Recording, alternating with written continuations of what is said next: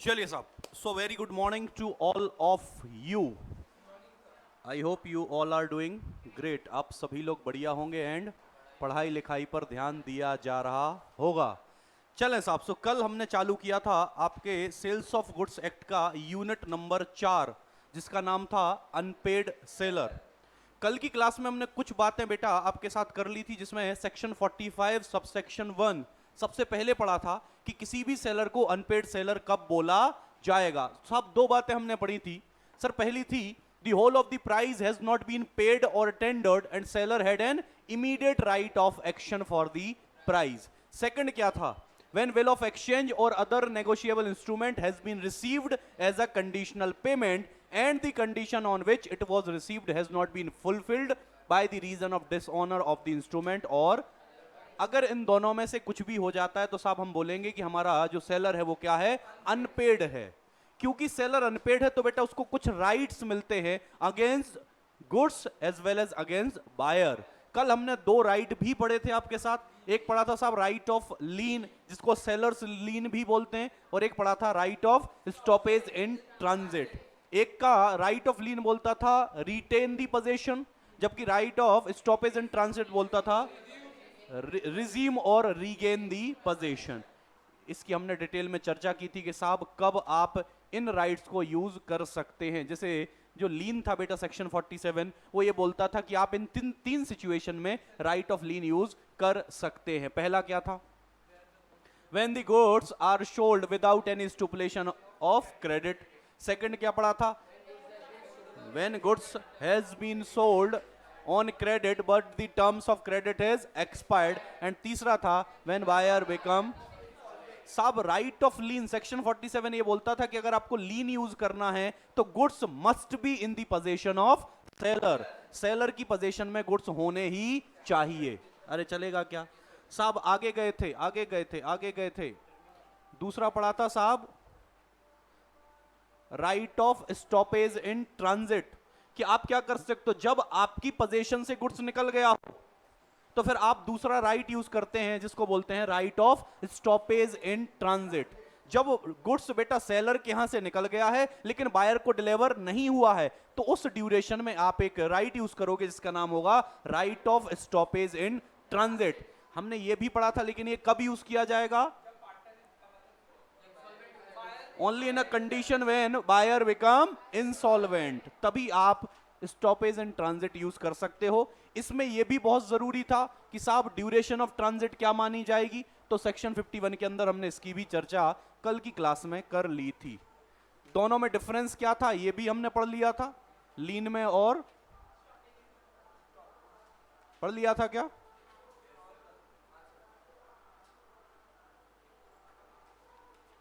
यहां से पढ़ना क्या?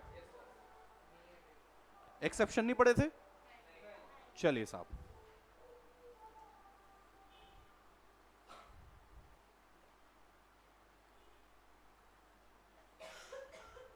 सेक्शन नंबर 53 से शायद कहानी चालू करनी ना। अरे यहीं से पढ़नी ना। चलें साहब, क्या लिखा है सेक्शन 53 में? इफेक्ट ऑफ सबसेल और प्लेज बाय द बायर।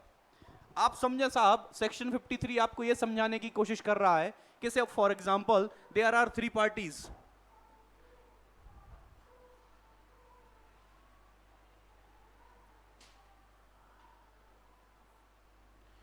साहब एक तो है सेलर, एक है बायर जिसको मैं बोल रहा हूं B1, एक है पार्टी साहब B2 जिसको मैं बोल रहा हूं बायर नंबर। अब समझिए साहब, अगर सेलर कल को क्या करे, ओरिजिनल बायर को ये बोल दे कि मैं तुम्हें जो गुड्स दूंगा वो आप आगे बेच सकते हो। सेलर ने ओरिजिनल बायर को आगे बेचने का राइट दे दिया है, तो या तो उसको सब सेल करने का राइट दे दिया हो, या उसने ये बोला कि आप आगे इसको प्लेज कर सकते हो। इन दैट केस अगर ऐसा कुछ भी होता है बेटा, तो जो right of stoppage in transit है वो यूज नहीं किया जा सकता है। अब इस केस में जो सेलर है इस दौरान बेटा right of stoppage in transit use नहीं कर सकता है, ये बोला गया है साहब सेक्शन 53 के अंदर। सब सेल और प्लेज के केस में क्या होगा? तो कल को अगर कोई भी बायर बेटा आगे उस गुड्स को किसी और को बेच देता है, उसको बोलते हैं सब सेल, या आगे वो किसी के अंडर में उसको मॉर्टगेज या प्लेज कर देता है, इन दैट केस जब ये गुड्स, अच्छा अभी ओरिजिनल बायर तक पहुंच गया क्या? नहीं, अभी ओरिजिनल बायर तक पहुंचा नहीं है, लेकिन सेलर ने राइट दे दिया ओरिजिनल बायर को कि हां तुम आगे बेच सकते हो इसको, या आगे प्लेज। तो अब जब ड्यूरेशन ऑफ ट्रांजिट चल रही होगी, जब ये गुड्स ट्रांजिट में होंगे, तब भी हमारा seller stoppage in transit use नहीं कर पाएगा।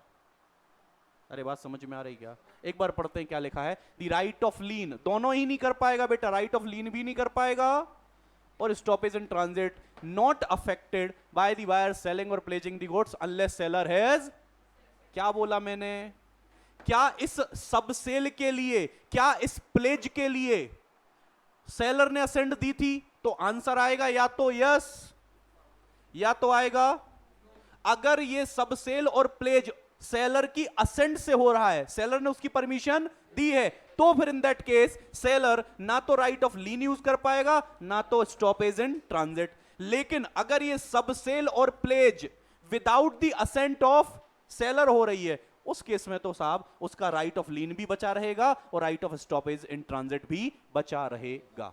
यही लिखा है सेक्शन 53 के अंदर। अरे बोलो पक्का? अरे आ रहा क्या समझ में?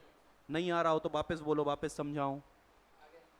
नहीं, मैं दूसरे तरीके से भी समझा सकता हूं। मैं क्या बोल रहा हूं साहब, एक है एस, एस का मतलब है सेलर। सेलर ने गुड्स बेचा बेटा राम को, तो राम कौन है? ओरिजिनल बायर है। राम ने यही गुड्स जो सेलर से आने वाले हैं वो किसको बेच दिए? श्याम को। ये कौन हो गया? बायर नंबर 1, ये हो गया बायर नंबर। आप समझिएगा साहब, राम जो गुड्स सेलर से खरीद रहा है ना, वो आगे किसको बेचने वाला है? श्याम को, बायर नंबर 2 को। तो राम ने सेलर से पूछा कि हे सेलर, जब तुम्हारा गुड्स आ रहा है, मुझे एक्चुअली इसको किसी और को बेचना है, तो जब तुम्हारा गुड्स आएगा उसके पहले क्या मैं बेचने का कॉन्ट्रैक्ट कर लूं? क्या मैं इसको श्याम को बेच दूं? सेलर ने बोला मुझे कोई दिक्कत नहीं, आपको जिसको बेचना बेच दो। मतलब सेलर ने आगे बेचने की परमिशन दे दी है। अभी गुड्स आए नहीं है, राम के पास गुड्स हैं नहीं, गुड्स तो अभी सेलर के पास ही हैं, लेकिन जो गुड्स सेलर से राम के पास आने वाले हैं वही राम किसको बेचेगा? श्याम को। तो राम ने सेलर से परमिशन मांगी कि जो गुड्स मैं आपसे खरीद रहा हूं वो मुझे श्याम को बेचना है, तो क्या बेच दूं? सेलर ने बोला बिल्कुल बेच दो। सेलर ने आगे बेचने की परमिशन दे दी है। इन दैट केस श्याम ने वो गुड्स राम ने किसको बेच दिए? अब ये गुड्स या तो ड्यूरेशन में ट्रांजिट में है या अभी इसी के पास ही पड़े हैं, मतलब किसके पोजीशन में? सेलर की। अगर इसकी पोजीशन में है तो वो कौन सा यूज करेगा? राइट ऑफ लीन।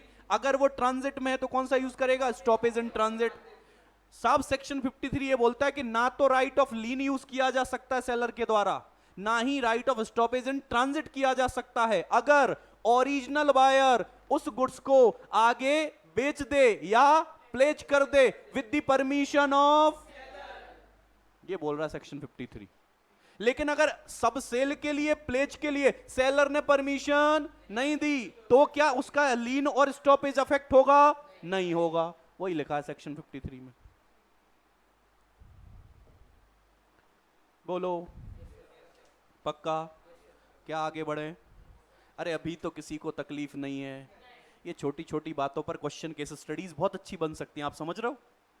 बहुत बहुत बेहतरीन केस स्टडीज बन सकती हैं। दैट्स वाई आपको बेटा ये समझ कर चलना है। लो एक बार एग्जाम्पल नंबर 7 पढ़ लो।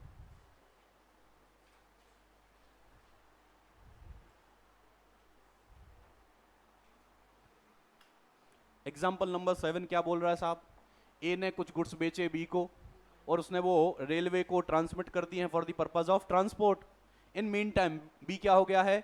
इंसॉल्वेंट हो गया है। लेकिन बी ने वो गुड्स किसको बेच दिए थे उसके पहले? सी को। अब क्योंकि जैसे ही बी इंसॉल्वेंट हुआ और गुड्स ट्रांजिट में है, तो right of stoppage in transit use किया जा सकता है। लेकिन हमें ये चेक करना है कि जो आगे बेचे गए वो क्या with the assent of seller बेचे गए। तो यहां पर कुछ भी नहीं बोला है। जब नहीं बोला तो हम ये मानेंगे कि सेलर ने असेंट नहीं दी थी। जब नहीं दी थी दैट मींस वो right of stoppage in transit use कर सकता है।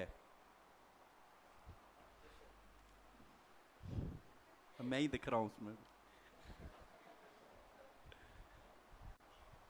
अरे बोलो पक्का? चलें साहब, आइए आगे आ जाते हैं।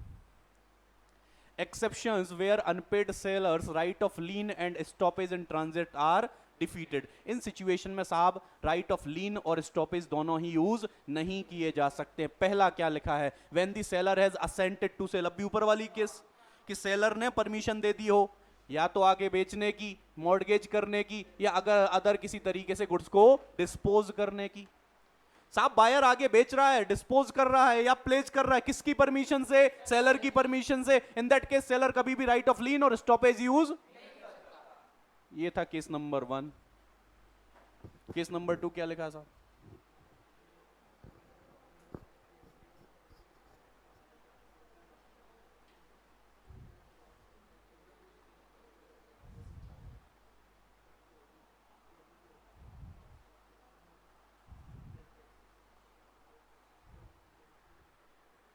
बोलो साहब क्या लिखा है बी पार्ट में? कि कोई डॉक्यूमेंट ऑफ टाइटल जो ऑनरशिप शो कर रहा है, अगर आपने उसको ट्रांसफर कर दिया है और जो बायर नंबर 2 है उसने वो खरीदा है गुड फेथ में, तो उसको तो पता नहीं था कि साहब ये गुड्स का पेमेंट हुआ है नहीं हुआ है, तो अगर वो गुड फेथ में खरीदता है, इन दैट केस ऑल्सो जो राइट ऑफ स्टॉपेज और ट्रांजिट है बेटा वो खत्म हो जाएगा। आपका बायर कभी भी उनको यूज, आपका सेलर कभी भी उन दो राइट्स को यूज नहीं कर पाएगा, क्योंकि साहब जो प्रॉपर्टी जो डॉक्यूमेंट है जो ऑनरशिप शो कर रहा है वो अल्टीमेटली बायर के पास कहां से आया? सेलर से। सेलर ने ही तो ट्रांसफर किया। जब सेलर ने ट्रांसफर कर दिया है दैट मींस वो अपने राइट को यूज नहीं करना चाहता है। वही लिखा है साहब बी पार्ट में। एक बार चाहो तो एग्जांपल नंबर 8 पढ़ सकते हो, ऑल्दो अपन ने बात तो खैर कर ली है, दोनों ही पढ़ने वाले हैं साहब। क्या लिखा साहब? क्या लिखा साहब? इसमें देखो, if last mention transfer, last mention transfer मतलब V1 से V2 वाली बात कर रहे हैं, इस बाय ऑफ सेल, अगर बेचा गया है, सेल हुआ है, तो राइट ऑफ लीन और stoppage in transit is defeated. लेकिन if last mention transferred is by way of pledge, unpaid sellers right of lien और stoppage only be exercise subject to right of the. अब आपने pledge जो किया है, B1 ने B2 के पास जो गुड्स प्लेज किए हैं, वो प्लेज किस हिसाब से करे हैं उस पर डिपेंड करेगा कि हो सकता है उस प्लेज के अंदर राइट ऑफ लीन और right of stoppage in transit available हो। क्योंकि प्लेज करने का मतलब जरूरी थोड़ी कि मैंने गुड्स सामने वाले की कस्टडी में ही रखे हो। हो सकता है मैंने प्लेज केवल क्या है, कभी कभी आप कैसे करते हो, गुड्स हैं तो मेरे पास लेकिन अल्टीमेटली उसका चार्ज हमने क्रिएट कर दिया है किसी थर्ड पार्टी के अगेंस्ट। तो गुड्स जब मेरे पास ही हैं, ओरिजिनल बायर के पास ही हैं, तो उस पर स्टॉपेज इन ट्रांजिट या राइट ऑफ लीन यूज किया जा सकता है बायर के द्वारा। लेकिन ये कब? ओनली बात हो रही है प्लेज की, ऊपर बात हुई है सेल की। तो जो जहां आपने प्लेज करे हैं उसमें क्या राइट्स अवेलेबल हैं, उन राइट्स के हिसाब से राइट ऑफ लीन और राइट ऑफ स्टॉपेज यूज किया जा सकता है। चलो साहब आगे आ जाओ, सेक्शन 54 क्या बोल रहा है? Right of resale. अच्छा आप मुझे बताओ, एक राइट बनाया गया जिसका नाम है राइट ऑफ लीन, एक बनाया गया right of stoppage in transit, ये दोनों ही राइट सेंसलेस हो जाएंगे अगर राइट ऑफ रीसेल ना हो। भाई साहब एज अ बायर मेरा सेलर बोल रहा है कि मैं आपके गुड्स को नहीं दूंगा, मैंने लीन क्रिएट कर दिया है, या मैं ट्रक को बीच में खड़ा करूंगा या वापस बुलवा लूंगा। मैंने बुलवा लो, करोगे क्या? मैं 10 साल बाद भी पैसे दूंगा तो तुम मुझे ही दोगे। अगर सेक्शन 54 ना होता, अगर हम सेलर को राइट ऑफ रीसेल नहीं देंगे, तो आप सोच कर देखो, अगर मुझे कोई चीज 10 साल बाद भी खरीदनी हो ना, मैं आज खरीद लूंगा, आज खरीदूंगा, आज उसका पेमेंट नहीं दूंगा, तो सेलर क्या बोलेगा कि लीन।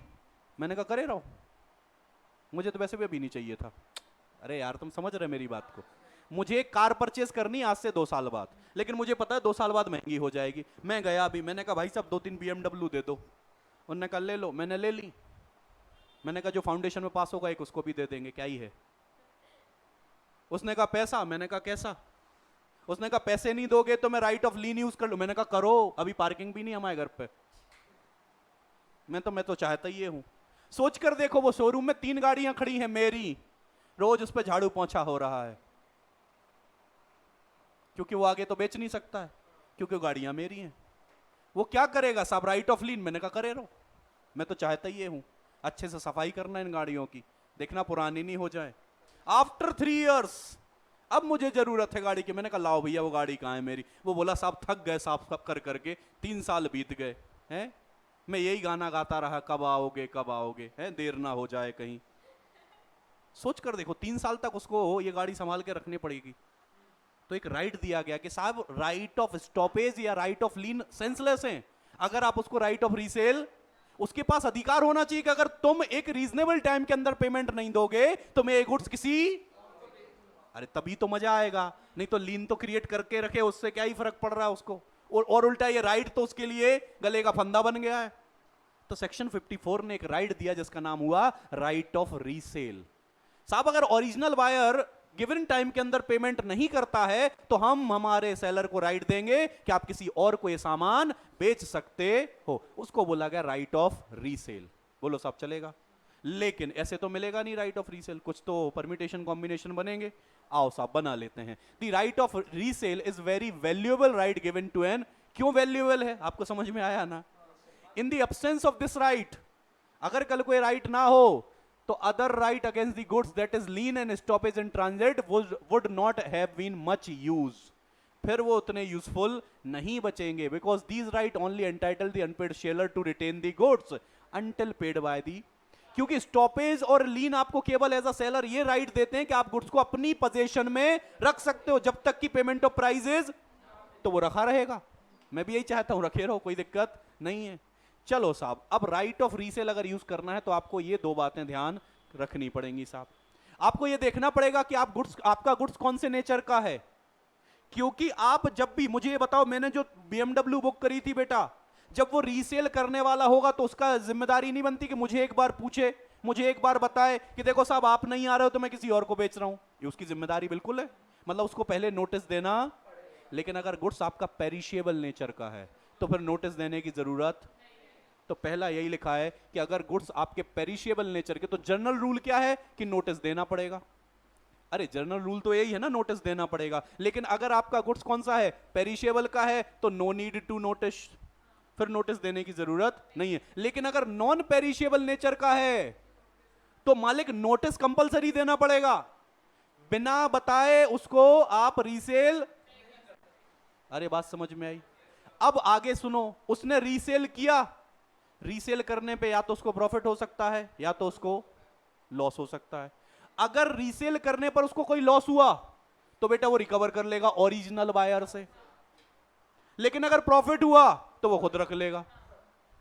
लेकिन अगर वो नोटिस देना भूल गया और गुड्स आपका पेरिशेबल नेचर का नहीं है तो उस केस में आप लॉस रिकवर कर नहीं सकते हो और प्रॉफिट आपको ओरिजिनल बायर को देना पड़ेगा।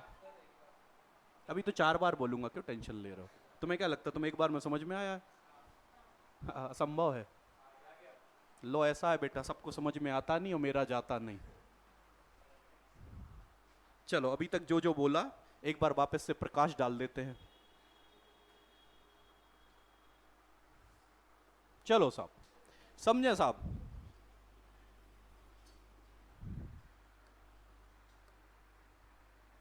हाँ कौन सा है भाई साहब? है? अरे मैं तो एक एग्जाम्पल सोच रहा हूं मेरे भाई। हाँ चलो सेलर ही लिख देता हूं ना, सेलर का नाम सेलर ही लिख देता हूं। ये बेटा एस है सेलर, मैंने इससे एक कार खरीदी, ठीक है, ये आशीष सर ने खरीदी। हाँ अच्छी चीजों में मेरा नाम लिखूंगा मैं। हाँ लेकिन साहब मैंने अभी पेमेंट ऑफ प्राइजेस, तो उसने क्या कर लिया, राइट ऑफ लीन से फॉर एग्जांपल यूज कर लिया। अब क्या कंडीशन नंबर 1, क्या BMW पेरिशेबल नेचर की है कि नॉन पेरिशेबल नेचर की?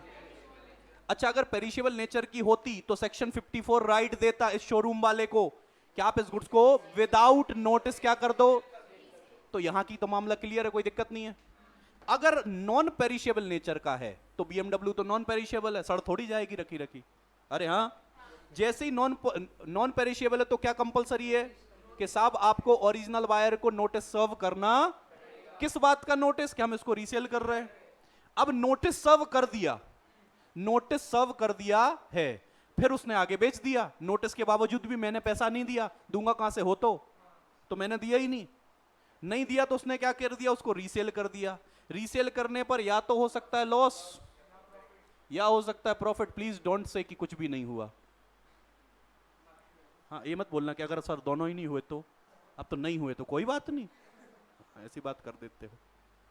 हाँ नहीं, इससे पहले कि तुम ऐसा पूछो मैं ही पहले बोल देता हूँ साहब, अगर लॉस हुआ, से फॉर एग्जांपल ये BMW की जो भी कीमत थी उसमें उसको 5 लाख रुपीस का नुकसान हो गया। क्या हो गया साहब? क्योंकि मॉडल थोड़ा पुराना हो गया था, लोगों ने बोला नहीं यार इतने में तो नहीं खरीदूंगा, या इसकी प्राइसेस गिर गई हैं, तो कॉन्ट्रैक्ट प्राइस से कितने में कम में बिकी? 5 लाख रुपए में। 5 लाख रुपए ये जो लॉस हुआ है ये किससे लिया जाएगा? आशीष सर से लिया जाएगा, ये ओरिजिनल बायर से रिकवर। लेकिन उस समय BMW की शॉर्टेज थी, एक ग्राहक ऐसा मिलेगा कि कुछ भी हो भाई साहब, आज एनिवर्सरी है मेरी, आज घरवाली को BMW ही गिफ्ट करना है, भले तू मेरे से 10 लाख रुपए ज्यादा ले ले। सेलर ने आओ देखा ना ताओ 10 लाख रुपए ज्यादा में बेच दी, ये प्रॉफिट हुआ, तो ये प्रॉफिट भी आशीष सर को देना पड़ेगा। आंसर इज नो, प्रॉफिट को शेयर करने की जरूरत नहीं है। लेकिन कब? जब आपने नोटिस सर्व किया हो। अगर नोटिस देना भूल गए, मतलब तुमने आशीष सर को बोला ही नहीं कि आप नहीं खरीदोगे तो मैं बेच रहा हूं, इन दैट केस अगर लॉस हुआ तो साहब सेलर ही भुगतेगा, और अगर ये प्रॉफिट हुआ तो बायर, ओरिजिनल बायर को देना पड़ेगा। बोलो, अरे बोलो साहब, पक्का आता है क्या समझ में मैं क्या बोल रहा हूं इतनी देर से? लो साहब पढ़ो। पेरिशेबल नेचर के हैं तो बेटा नीड नॉट इन्फॉर्म है, जरूरत नहीं है नोटिस देने की। लेकिन अगर नॉन पेरिशेबल नेचर का है, so if after receipt of such notice buyer fails, notice दिया हमने बायर को, बायर ने फिर भी प्राइस पे नहीं की रीजनेबल टाइम के अंदर, तो सेलर फिर रीसेल कर सकता है। अब रीसेल में क्या हुआ साहब? Recover the difference between the contract price and resale price from the original buyer as the. अगर कॉन्ट्रैक्ट प्राइस में और रीसेल प्राइस में डिफरेंस है और डिफरेंस लॉस वाला है, तो वो लॉस को रिकवर किया जा सकता है ओरिजिनल बायर से एज अ डैमेज। लेकिन अगर कोई प्रॉफिट हुआ तो सेलर ही रिटेन करेगा, फिर उसको बायर को, ओरिजिनल बायर को देने की जरूरत नहीं है। अरे बोलो, अरे बोलो। लेकिन ये कब होगा? सब रिकवर डैमेजेस कर सकता है, प्रॉफिट को रिटेन कर सकता है कब? अगर ये हुआ हो आफ्टर गिविंग दी। अगर नोटिस नहीं दिया साहब तो फिर आप लॉस को रिकवर नहीं कर सकते हो और प्रॉफिट को अपने पास रिटेन नहीं कर सकते हो।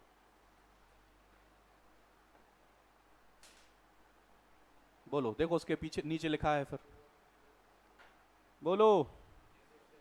अरे क्या बात समझ में आती है? चलेगा। चलो सेक्शन अगला क्या कहानी बोल रहा साहब? देखो इसमें बड़ी इंटरेस्टिंग कहानी है। When an unpaid seller who has exercised his right of lien और stoppage in transit resale the goods. अब साहब क्या हुआ? जिसने राइट ऑफ लीन और right of stoppage in transit use किया था उसने गुड्स को रीसेल कर दिया, तो गुड्स B1 की जगह किसको दे दिया? B2 को। तो क्या B2 को बेटर टाइटल मिलेगा? आंसर इज यस, बिल्कुल मिलेगा। क्यों नहीं मिलेगा? बिल्कुल मिलना चाहिए, वही लिखा है साहब।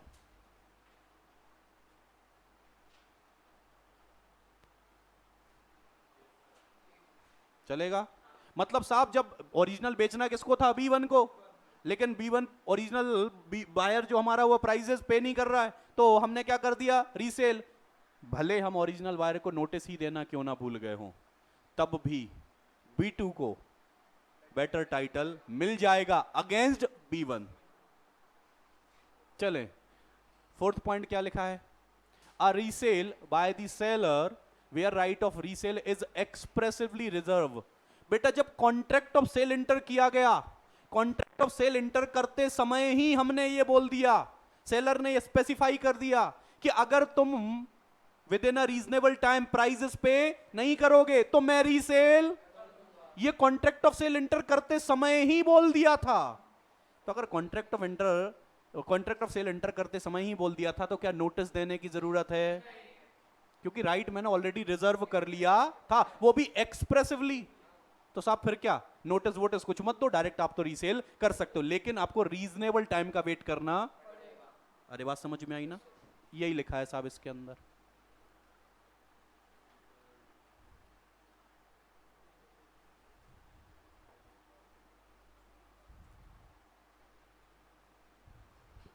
बोलो चलेगा?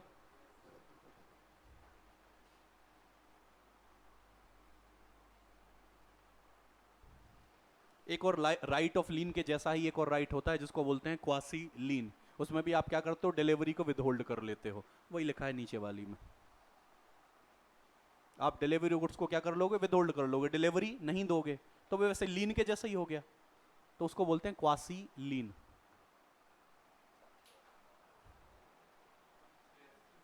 बोलो साहब, यहां तक क्या कंफर्टेबल? कोई टेंशन, परेशानी, समस्या, डाउट? कोई टेंशन नहीं। आइए साहब, अब किसकी बात करेंगे? अभी तक हम सारे राइट्स किसको दे रहे थे? अनपेड सेलर को। तो कुछ राइट तो, क्योंकि बायर हो सकता है ये बोले कि साहब मैंने प्राइस इसलिए नहीं दी क्योंकि इनने ऐसा किया, इनकी गलती है, तो अनपेड सेलर कोई दूध का धुला तो है नहीं। तो कुछ राइट हम किसको दे रहे हैं? हमारे बायर को। किसके अगेंस्ट? अनपेड सेलर के अगेंस्ट। अब वो कहानी चलेगी सेक्शन 55 से 61 तक। बोलो चलें आगे? चलो साहब। An unpaid seller can enforce certain right against the goods as well as against the buyer personally. अच्छा, कुछ राइट ऐसे होते हैं जो किसके अगेंस्ट होते हैं? बोलो साहब, किसके अगेंस्ट होते हैं? अच्छा, यहां तो कुछ उल्टा बोल गए, तुम बता भी नहीं रहे हो, तो कोई रोकता भी नहीं है, बताओ, सब मेरी हाँ में हाँ मिला रहे हो। बेटा ये भी अनपेड सेलर के ही राइट्स हैं अगेंस्ट दी बायर। अभी किसके अगेंस्ट चल रहे थे? गुड्स के अगेंस्ट। कोई रोकता नहीं है यार, है मतलब सब नींद में ही हो। तो बोलना चाहिए कि साहब अभी नहीं आए हैं, वो नीचे हैं। साहब ये किसके अगेंस्ट चल रहा है? अच्छा, अभी तक जो हम right of lean, right of stoppage in transit, right of resale, ये राइट अनपेड सेलर के द्वारा यूज किए जा रहे थे अगेंस्ट गुड्स। अब हम करेंगे अगेंस्ट बायर। फ्लो चार्ट देख लो, सबसे पहला फ्लो चार्ट देखो, मिला? 3 पढ़े थे, राइट अगेंस्ट दी गुड्स। अब पढ़ेंगे राइट अगेंस्ट दी बायर। तो अब वही कहानी चालू होगी। मैं वही बोल रहा हूं, मैच नहीं हो रही कहानी। चलो ठीक है, आइए साहब। सो अनपेड सेलर बेटा कुछ राइट यूज कर सकता है अगेंस्ट बायर। साहब सबसे पहला, अच्छा इसमें वो वाली कहानी भी हो सकती, प्रॉपर्टी पास हुई कि नहीं हुई। चलो एक बार पढ़ ही लेते हैं। An unpaid seller can enforce certain right against the goods as well as against the buyer. The right of unpaid seller against the buyer are otherwise known as seller's remedies for breach of contract of sale. The right of seller against the buyer are called right in personam. क्या बोला साहब? ये आपने कहीं तो पढ़ा होगा, jus in rem and jus in personam. जब आपका राइट किसी पर्सन के अगेंस्ट बनता है उसको बोलते हैं राइट इन पर्सोनम। वो मैंने वहां पर लिखवाया भी था जब आपने एग्रीमेंट टू सेल पढ़ा होगा, और सेल तो एक होता जस्ट इन रेम, एक होता जस्ट इन पर्सोनम। पर्सोनम का मतलब राइट अगेंस्ट पर्सन। तो अभी तो हम बायर के अगेंस्ट हमारा राइट आ रहा है, मतलब पर्सन के अगेंस्ट, इसलिए उसको बोला जाएगा जस्ट इन पर्सोनम। चलेगा? क्या क्या राइट है? सबसे पहला अधिकार तो यही मिलना चाहिए, सूट फॉर प्राइजेस। जब मैंने गुड्स आपको डिलीवर कर दी, आपके पास गुड्स पहुंच गए, तो साहब पैसा दो, और अगर नहीं दोगे तो सी यू इन दी कोर्ट। हम आपके अगेंस्ट केस फाइल करेंगे, तो उसको बोलते हैं सूट फॉर प्राइस। क्या लिखा है जल्दी से देखो। Under the contract of sale, जब property in the goods has been pass to the, ownership transfer हो चुकी है, and the buyer wrongfully, buyer के पास प्राइजेस ना पे करने का कोई वैलिड रीजन नहीं है, वो रॉन्गफुली नेग्लेक्ट कर रहा है, रिफ्यूज कर रहा है, तो बेटा फिर क्या करेगा? सेलर चाहे तो सू कर सकता है for the prices of goods के लिए। लेकिन बी क्या बोल रहा है साहब? पहला तो देखो ये वाला केस हो सकता है जब आप प्राइस के लिए सूट कर सकते हो। दूसरा ये हो सकता है कि साहब ओनरशिप ट्रांसफर हुई नहीं, कोई मतलब नहीं, डिलीवरी हुई नहीं हुई, कोई मतलब नहीं, हमने कॉन्ट्रैक्ट ऑफ सेल के अंदर एक डेट फिक्स की थी, किस डेट पर आप मुझे पेमेंट कर दोगे, और अगर उस डेट पर आप पेमेंट नहीं कर रहे हो, इररिस्पेक्टिव ऑफ डिलीवरी, उसमें डिलीवरी हुई नहीं हुई, ओनरशिप पास हुई नहीं, उससे कोई फर्क नहीं पड़ेगा। हमने तो कॉन्ट्रैक्ट ऑफ सेल के अंदर एक डेट तय की थी, उस अगर तय डेट पर आप बेटा प्राइजेस पे नहीं करते हो, तो सेलर चाहे तो आपके अगेंस्ट केस फाइल कर सकता है, और वो भी आएगा सूट फॉर प्राइजेस के अंदर। क्या लिखा है बी पार्ट देखो, where under contract of sale the price is payable on certain day irrespective of delivery, and buyer wrongfully neglect or refuse to pay such price, the seller may sue him for the price although the property in the goods, चाहे property पास हुई हो या उससे कोई फर्क। आप जब भी कोई प्रॉपर्टी खरीदते हो, कोई बिल्डिंग, कोई लैंड, उसमें इनिशियल टोकन अमाउंट पे करना पड़ता है।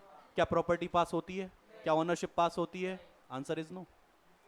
लेकिन टोकन अमाउंट आप नहीं दोगे, वो कॉन्ट्रैक्ट ऑफ सेल वो क्या कर देते हैं? कैंसिल कर देते हैं। वो हमने डे क्योंकि फिक्स कर दिया है। उस केस में भी सूट फॉर प्राइजेस किया जा सकता है। तो पहला केस तो ये था। दूसरा क्या है साहब? Suit for damages for non acceptance. क्या लिखा है इसके अंदर? जल्दी से पढ़ें।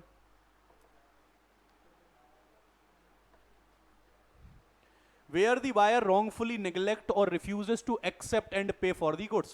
साहब wrongfully without any reason buyer goods की डिलीवरी लेने से क्या कर रहा है? रिफ्यूज कर रहा है, पेमेंट नहीं कर रहा है। The seller may sue for him for damages for non acceptance. उसकी नॉन एक्सेप्टेंस से जो डैमेजेस हुए हैं, जो नुकसान हुआ है, उसकी भरपाई के लिए वो आपके ऊपर केस फाइल कर सकता है। As regard measure of damages, section damages कहां से कैलकुलेट करेंगे? उन्होंने बोला सेक्शन 73 रेफर करो इंडियन कॉन्ट्रैक्ट एक्ट का।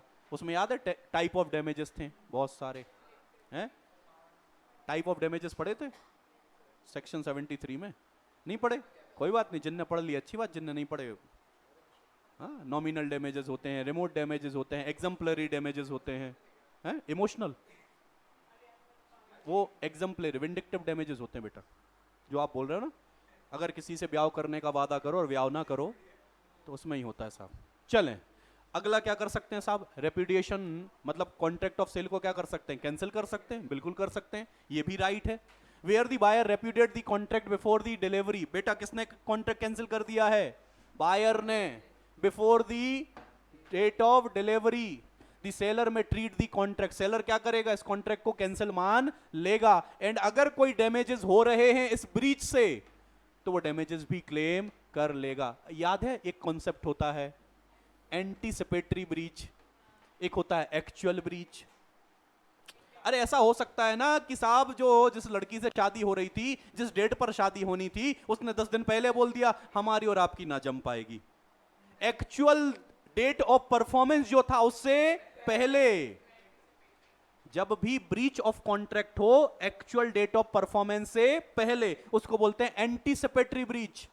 और दूसरी ब्रीच कब होती है? एट द टाइम, मतलब जब फेरे ले रहे थे तो 3 ही फेरे हुए बेटा, चौथे में उसने बोला नहीं यार मजा नहीं आ रहा है। At the time of performance of the contract जो ब्रीच होती है उसको बोलते हैं एक्चुअल ब्रीच। लेकिन इस ब्रीच से नुकसान तो होगा।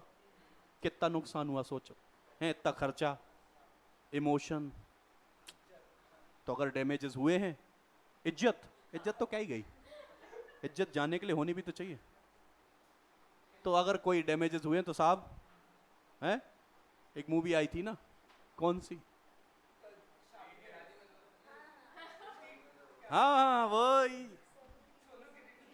सोनू की टीटू की। वाह कितना याद है, अभी 4 दिन पहले का सेक्शन पूछ लो बच्चे से। मतलब मैंने बोला एक मूवी आई थी, देखो कैसे बच्चा तुरंत पहुंचता है। मैं बोलूं ये क्वेश्चन उस प्रोविजन से, कौन सा, कब पढ़ा था? नहीं ऐसी तो बात आपसे हुई नहीं थी। ऐसे करने लगता है बच्चा, मूवी देखो तुरंत एग्जैक्ट पहुंचता है। वो देखो उसके ऑप्शन भी दे रहे हैं, नहीं एक सर ऐसा शादी में जरूर आना भी था, आप मिस कर रहे हो। वो भी एक्चुअल ब्रीच थी, लेकिन वो उसी दिन हुआ था ना। देखो कितने बढ़िया एग्जाम्पल हैं। हाँ वाह वाह वाह। चलो साहब, सेक्शन 61 क्या बोल रहा है? Suit for interest, where there is a specific agreement. बेटा इंटरेस्ट के लिए आपको हमेशा स्पेसिफिक एग्रीमेंट करना पड़ेगा। कॉन्ट्रैक्ट ऑफ सेल इंटर करते समय आपको बोलना पड़ेगा कि अगर आप विद इन ड्यूरिंग जो टाइम हमने दिया है उसके दौरान आप पैसा ना दे पाओ तो उसके बाद हम आपसे इंटरेस्ट भी चार्ज करेंगे। पहला, अगर कल को आपने कॉन्ट्रैक्ट ऑफ सेल में इंटर नहीं किया है तो आप अभी जो पीरियड निकल गया उसके लिए तो इंटरेस्ट नहीं मांग सकते, लेकिन आगे के लिए आप उसको बोल सकते हो, स्पेसिफाई कर दो कि देखो भाई साहब कल तक आप पेमेंट करो। अब कल तक नहीं करोगे तो कल के बाद में आपसे आप कर सकते हो, कोई दिक्कत नहीं। यही बोला है साहब, बिल्कुल रीजनेबल ही रहेगा साहब, नहीं तो मैं तो 100% ही मांगूंगा ना बेटा। चलो एक बार जल्दी से पढ़ो। Where there is a specific agreement between the seller and buyer as to interest on the prices of goods from the date on which payment become due, seller may recover interest from the buyer. If, however, there is no specific agreement to this effect, seller may charge interest on the prices when it become due from such day as he may. तो interest को लेकर क्या बात हो गई साहब? दो बातें हो गई। इंटरेस्ट को लेकर दो बातें, या तो आपने स्पेसिफाई किया हो या ना किया हो। अगर स्पेसिफाई किया है तो जिस डेट से स्पेसिफाई किया था उस डेट से आप इंटरेस्ट ले लो। लेकिन अगर आपने नोटिफाई नहीं किया था तो एक काम करो, ड्यू जिस दिन हुआ वहां से आप नोटिफाई कर दो कि आगे से अब मैं आपसे इंटरेस्ट भी लूंगा। तो आप बोल दोगे तो फिर इंटरेस्ट आप चार्ज कर सकते हो।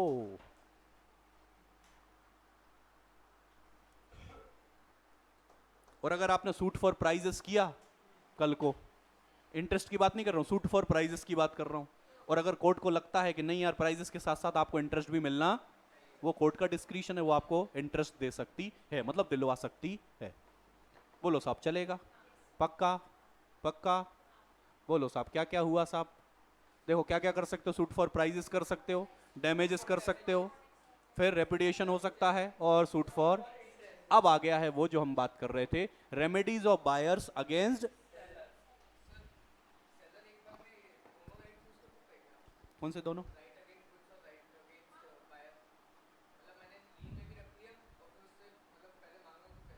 तो लीन पे रखा ही इसलिए ना कि प्राइजेस चाहिए आपको, तो हो तो दो ही रहे ना, आप सोच कर देखो ना। मैं लीन पे रख के करूंगा क्या? Until the payment of prices. चलो साहब चले। अब क्या हो रहा है? पहले ब्रीच कौन कर रहा था? Seller, buyer. पहले बायर कर रहा था, अब कौन कर रहा है? सेलर। तो रेमेडीज किसको मिल जाएंगी? बायर को। क्या क्या मिलेंगी साहब? ब्रीच ऑफ कॉन्ट्रैक्ट हुआ किसके द्वारा? सेलर के द्वारा। मतलब साहब जो दिया गया टाइम था, जो दिया गया मैनर था, उस मैनर में उसने डिलीवरी नहीं करी। दूसरा, breach of contract by the seller where he, उसने कॉन्ट्रैक्ट ऑफ सेल ही, यहां डिलीवरी करना फेल हो गया, यहां कॉन्ट्रैक्ट ऑफ सेल ही कैंसिल कर दिया। एंड तीसरा क्या लिखा है? ऐसे गुड्स भेज दिए जो कन्फर्मिटी से है ही नहीं, मतलब जो सेलर बायर ने मांगा था सेलर ने वो वाले गुड्स नहीं भेजे। ये तीन केसेस हो सकते हैं। क्या क्या रेमेडीज हैं देखो? डैमेजेस फॉर, अगर आपने डिलीवरी टाइम पर नहीं की है, जिस मैनर में बोला तो उस मैनर में नहीं की है, और अगर उससे मुझे कोई नुकसान हुआ है, मैं उसके लिए आपसे डैमेजेस क्लेम कर सकता हूं। एक आता सूट फॉर स्पेसिफिक परफॉर्मेंस। अगर ऐसी सिचुएशन आ जाए बेटा जहां पर डैमेजेस लेने से भरपाई, तो आप एज अ बाहर चाहो तो आप ये बोल सकते हो नहीं साहब हमें डैमेजेस नहीं चाहिए, आपने तो जो वादा किया था वो वादा निभाओ। मतलब जिस गुड्स को बेचने की बात हुई थी वही गुड्स आप मुझे ला कर दो, मुझे डैमेजेस नहीं चाहिए। उसको बोलते हैं सूट फॉर स्पेसिफिक परफॉर्मेंस। कोई ऐसा गुड्स था जो यूनिक था, जो आपको और कहीं मिलेगा ही नहीं, तो आप क्या बोलोगे? मुझे डैमेजेस नहीं चाहिए, आप तो वो गुड्स ला कर दो। इसको बोलते हैं सूट फॉर स्पेसिफिक परफॉर्मेंस। चलें, सूट फॉर, तो वारंटी और कंडीशन समझते हो साहब? वारंटी के केस में तो वैसे भी डैमेजेस ही मिलने हैं, क्या कॉन्ट्रैक्ट को कैंसिल कर सकते हो? वही ले। सूट फॉर एंटीसिपेटरी, अब भी पड़ा ऊपर कि अगर एंटीसिपेटरी ब्रीच अभी बायर कर रहा था, कल को सेलर भी तो बोल सकता है। अच्छा अभी लड़की मना कर रही थी, लड़का भी तो बोल सकता है कि अब मेरे मन में दबी हुई मोहब्बत जाग गई है जो किसी और के लिए है, तो हे सखी मैं आपका ना हो पाऊंगा क्योंकि मैं पहले किसी का हो चुका हूं। हाँ दीदी नहीं बोलूंगा, दीदी ये तो तुमने बोल ही दिया 2-3 दिन पहले। हाँ, और सूट फॉर ये भी कर सकता है साहब। आइए साहब एक बार जल्दी से देख लें, जल्दी से सेक्शन नंबर 57 क्या बोल रहा है? Where the seller wrongfully neglect और refuses to deliver the goods to the buyer may sue the seller for damages for non delivery. Non delivery की वजह से, अच्छा ऐसा हो सकता है ना, देखो कैसे, नहीं इसमें लिखा ही है, चलो कैसे ही नहीं, इसमें लिखा है, लो ये लिखा ही है ना। एक कौन है? शू मैन्युफैक्चरर है जो कितने 100 पेयर शू बेचेगा, किसको? बी को। बी आगे किसको बेचेगा? वो सी को। अरे हाँ साहब, ए देगा बी को, एक तो तुमको क्या ऐसे समझ में नहीं आता है, ए देगा किसको? कितने में देगा? 1050 में। बी किसको देगा? सी को। कितना? 1100 में। करेक्ट। मतलब पर शूज कितना 50 रुपीज का प्रॉफिट मिल जाएगा किसको? बी को। अगर कल को ये बेटा डिलीवर ना करे बी को, तो बी डिलीवर नहीं कर पाएगा सी को, और उसको 50 रुपीज पर पेयर क्या हो जाएगा? नुकसान। किस वजह से हुआ? डिलीवरी ना देने की। तो ये बोलेगा हे ए मुझे दो 50 × 100, 100 पेयर थे ₹50 पर पेयर। ये हो जाएगा अमाउंट ऑफ डैमेज। बोलो, अरे बोलो रे भैया, यही लिखा है। चलें, सूट फॉर स्पेसिफिक। साहब स्पेसिफिक परफॉर्मेंस की बात कब कब आएगी? जब जब डैमेजेस से काम नहीं चलेगा। चलें, remedy is allowed by the court subject to the condition. कौन सी condition? The contract must be sale for specific and ascertain goods. दूसरा, the power of court to order specific performance subject to the provision of, ठीक है। Third क्या लिखा है? It empower the court to order specific performance where damages would not be. साहब damages से काम नहीं चलेगा, वो एडिक्वेट रेमेडी नहीं है, तो साहब फिर क्या करना पड़ेगा? स्पेसिफिक परफॉर्मेंस की बात आ सकती है। पुरानी मूवियों में ऐसा होता था कि हीरो के हाथ से क्या हुआ, एक गरीब का बच्चा मर गया। हीरो के हाथ से गलती से गरीब का कोई बच्चा मर गया, वो उनका इकलौता बच्चा था, वही कमाता था, वही घर चलाता था। अब उनने बोला एक काम करो, 1 लाख रुपए ले लो। तो जो गरीब बाप है वो बोलता था ना राजा, 1 लाख से कुछ ना होगा। अगर इतना ही तुम्हें दुख है तो एक काम करो, तुम तुम्हारे पूरे सुख ऐशो आराम छोड़कर मेरी झोपड़ी में आओ, मेरे बच्चे की तरह रहो, काम करो। ये पुरानी मूवियों में अक्सर होता था। फिर हीरो बोलता था कि यही मेरा पश्चाताप है, मैं आज से तुम्हारा बेटा बनकर रहूंगा। Suit for specific performance. आओ साहब, तो ये कंडीशन में साहब स्पेसिफिक परफॉर्मेंस की कहानी आ सकती है। अब तुमने मूवी देखी नहीं तो मैं क्या करूं? हाँ, अब आगे क्लासेस में क्या करेंगे, वो क्लिप भी लेके आऊंगा मैं, तो क्लिप चलाऊंगा बीच बीच में, है ना? हाँ, बढ़िया रहेगा ना? ग्रेट आइडिया, ठीक है। हाँ, सही में याद रहेगा, बिल्कुल याद रहेगा। लेकिन प्रॉब्लम है कि वही याद रहेगा। तुम लिख भी दोगे, case per the provision of sales of goods act when hero kills.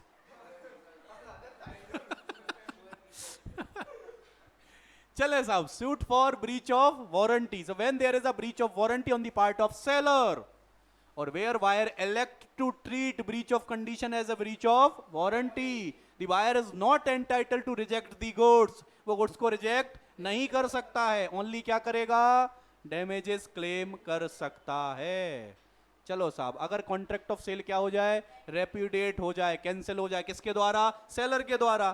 तो बायर भी क्या कर सकता है? उस कॉन्ट्रैक्ट को कैंसिल मान सकता है। और अगर कोई डैमेजेस हो रहे हैं उस ब्रीच की वजह से, तो वो डैमेजेस भी क्लेम कर सकता है।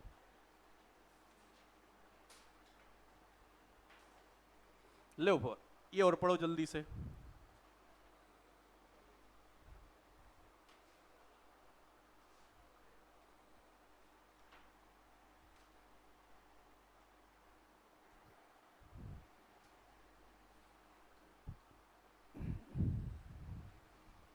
तो यहां पर जो रेमेडीज बेटा बायर को अवेलेबल हैं अगेंस्ट दी सेलर, वो हो जाती हैं समाप्त। अब बच रहा है इस चैप्टर का एक लास्ट टॉपिक, सेक्शन 64, जिसका नाम है ऑक्शन सेल। ऑक्शन सेल समझते हो? नीलामी। उस पर भी एक मूवी थी, मूवी कौन सी? स्वर्ग। नहीं, आप इतने पुराने तो ख्यालात के नहीं होगे। एक मूवी आई थी वेलकम। वेलकम में एक पेंटिंग को नीलाम किया जाता है अक्षय कुमार साहब के द्वारा। तो अगर आपको वो याद आ रहा हो तो वो भी, तो वही नीलामी करनी बेटा हमें, यहाँ पर हमें वही नीलामी करनी है। अच्छा sir, sale of goods act के अंदर ऑक्शन सेल क्यों आया? क्योंकि इट इज अनदर वे और manner of selling the goods, इसलिए वो यहाँ पर आया। साहब एग्जाम पॉइंट ऑफ व्यू से बहुत इंपॉर्टेंट है। सो सेक्शन 64 ऑक्शन सेल, क्या बोल रहे हो साहब ऑक्शन सेल में? आओ पढ़ लेते हैं। Auction sale is mode of selling property by inviting bids publicly. आप क्या करते हो? बोलियों को इनवाइट करते हो, बिड जिसको आप बोलते हो। And property is sold to the highest bidder. ये तो आपने देखा होगा, जो हाईएस्ट बोली लगाएगा, हाईएस्ट बिड लगाएगा, उसको सामान बेच दिया जाएगा। An auctioneer is an agent govern by the law of agency. जो वो ऑक्शन करवाता है ना, जो बोलियां लगाता है, वो कौन है? एक एजेंट है, जो कहीं ना कहीं सेलर के बिहाफ पर काम कर रहा है। When he sells, he is only the agent of the, जब वो पूरी बोलियां लगवा रहा है, बेच रहा है, तो वो केवल और केवल एजेंट है किसका? सेलर का। He may however sell his own property। तो क्या साहब जरूरी है कि सेलर को एजेंट नियुक्त ही करना पड़ेगा? क्या सेलर खुद नहीं बेच सकता है? क्या खुद ऑक्शनर नहीं बन सकता है? बन सकता है साहब, कोई दिक्कत वाली बात नहीं है। बोलो चलेगा? और उसको ये बेटा फैक्ट डिस्क्लोज करने की भी जरूरत, उसको ये बताने की जरूरत नहीं है कि जो घर नीलाम हो रहा वो मेरा ही है। उसको ये डिस्क्लोज करने की जरूरत नहीं है। लेकिन साहब ऑक्शन से रिलेटेड रूल्स हैं कुछ, और एग्जाम में ये क्वेश्चन आता है कि what is an auction sale, और ये बताएं कि उसके लीगल रूल्स क्या हैं, तो आपको ये बताने पड़ेंगे। आइए साहब एक एक करके रूल्स पढ़ लेते हैं। सबसे पहला क्या लिखा है, अगर कल को कोई गुड्स लॉट में सोल्ड किए जाते हैं तो साहब ऐसा नहीं होगा कि एक लॉट बिक गया इसका मतलब पूरे बिक गए। हर सेपरेट लॉट को अलग ही ट्रीट किया। जैसे मुझे 100 यूनिट्स बेचनी है और मैंने 20-20 के लॉट बना लिए, तो मुझे 5 बार ऑक्शन करवाना पड़ेगा। पहले 20 का अलग, दूसरे का अलग, तीसरे का अलग, चौथे का अलग और पांचवे का। ऐसा नहीं होगा एक 20 जिसने खरीदे उसको ही पांचों दे दो। Answer is no. लॉट में अगर होता है तो बेटा सेपरेटली हमें अलग अलग लॉट के लिए अलग अलग सेल करनी पड़ेगी। दूसरा क्या लिखा है, कंप्लीशन कब होता है बेटा, तो फॉल ऑफ हैमर। अगर फॉल ऑफ हैमर के पहले पहले तक भी कोई अपनी बिड लगाकर वापस लेना चाहता है वो ले सकता है।